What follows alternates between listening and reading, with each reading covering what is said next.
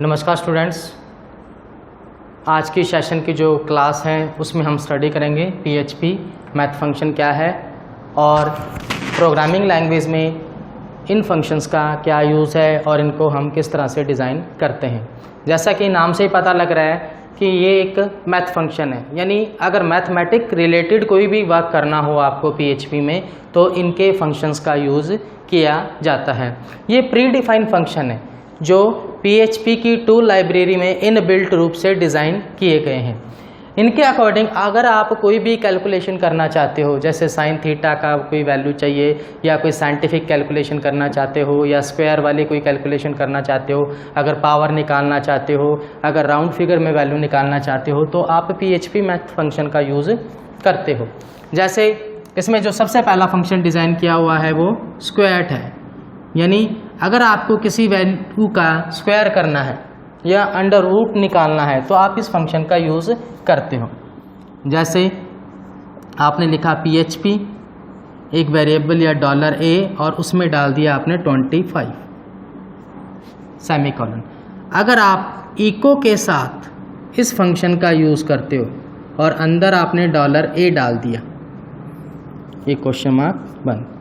अब जब इसका जो आउटपुट आएगा सेव करने के बाद उसका जो रिज़ल्ट मिलेगा हमें पता है 25 का स्क्वायर रूट मिलेगा, यानी 25 का वर्गमूल क्या होता है 5, तो आपका रिज़ल्ट क्या आएगा 5। यानी इस फंक्शन का यूज़ वर्गमूल निकालने के लिए या स्क्वायर रूट निकालने के लिए किया जाता है।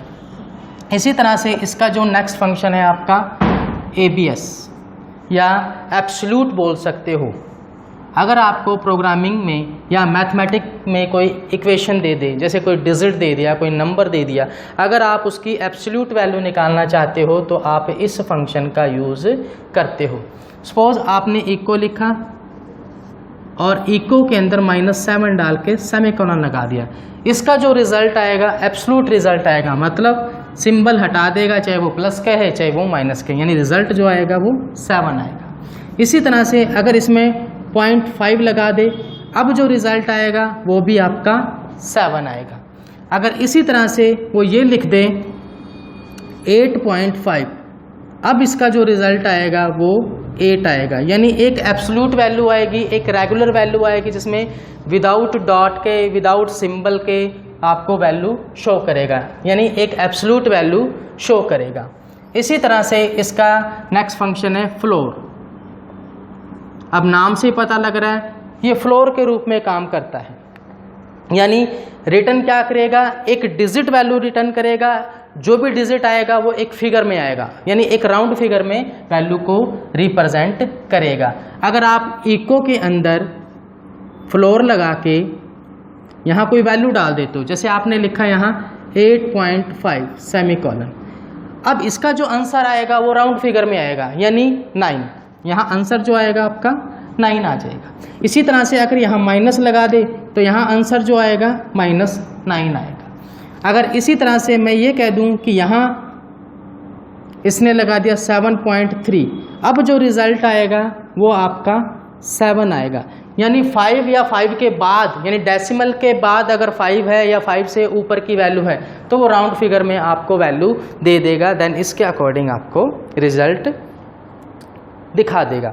उसी तरह से इसका जो नेक्स्ट फंक्शन है वो है मैक्स।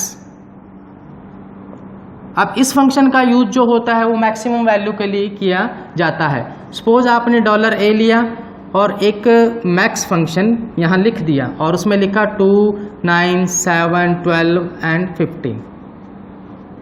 इको के अंदर आपने $a को प्रिंट करा लिया। जैसे प्रोग्राम सेव करके चलाया और आपका जो रिज़ल्ट आएगा, अब मैक्स फंक्शन लगा हुआ है तो इसमें जो मैक्सिमम वैल्यू है वो आपको डिस्प्ले में दिखाई देगी, यानी मैक्सिमम वैल्यू को रिप्रेजेंट या मैक्सिमम वैल्यू को प्रिंट कराने के लिए मैक्स फंक्शन का यूज़ किया जाता है। इसी तरह से इसमें एक मिनिमम फंक्शन बना हुआ है। यहाँ पर अगर आप मिन लिख दें यानी मिनिमम, तो ये क्या करेगा, इस फंक्शन में से जो सबसे छोटी वैल्यू है यानी सबसे मिनिमम वैल्यू है वो रिज़ल्ट में दिखाएगा, यानी रिज़ल्ट जो आपका आएगा वो 2 आएगा। इसी तरह से इसमें जो मैथमेटिक्स फंक्शन बना हुआ है वो है पावर। यानी अगर आपको कोई पावर करनी है या स्क्वायर करना है तो आप इस फंक्शन का यूज़ करते हो। सपोज आपने इको लिखा, इको में पावर फंक्शन का यूज़ किया और इसमें एलिमेंट डाल दिया आपने 5,2 सेमीकोलन और ये प्रोग्राम क्लोज कर दिया। प्रोग्राम क्लोज करके सेव करके जब आप चलाओगे तो आपका जो रिज़ल्ट आएगा 5 की पावर 2 हो जाएगी, यानी कुछ ऐसे, यानी इन दोनों का मल्टीप्लाई होके 5 × 5 आंसर आएगा 25 और आपका जो रिज़ल्ट आएगा यहाँ पर वो आएगा आपका 25, यानी ये 2 इसके पावर में चली जाएगी जिसके अकॉर्डिंग आपका रिज़ल्ट दिखाई देगा। इसी तरह से इसमें साइंटिफिक कैलकुलेशन के लिए साइन के फंक्शन बने, कोस के बने, टैन के बने, कॉट के बने, यानी साइंटिफिक कैलकुलेशन के लिए मैथ के अलग अलग फंक्शन बने हुए हैं। इसी तरह से अगर मैं यहाँ लिखता हूँ $a में 0, अगर यहाँ मैं लिखता हूँ इको, यहाँ लगा दिया मैंने साइन और अंदर लिख दिया $a।